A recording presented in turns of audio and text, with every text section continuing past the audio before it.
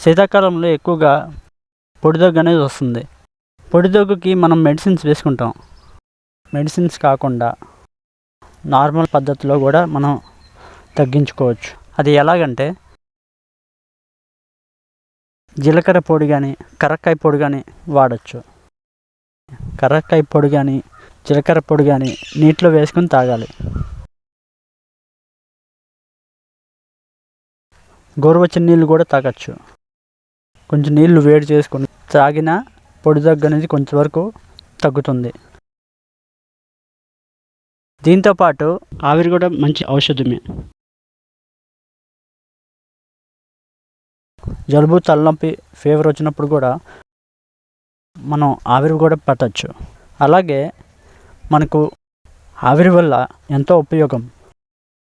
మనకి దగ్గు కూడా తగ్గుతుంది. ఎలాగంటే ఇప్పుడు మనం మెడిసిన్స్ వేసుకున్న తర్వాత నిద్ర పడుతుంది. అదేవిధంగా మన ఆవిరి పట్టినప్పుడు కూడా మనకి అది కూడా ఒక మెడిసిన్లా పనిచేస్తుంది.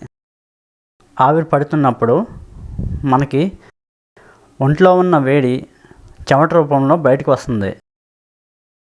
ఆవిరి పట్టిన తర్వాత ప్రశాంతంగా నిద్ర పడుతుంది. సో ఒకసారి ట్రై చేయండి.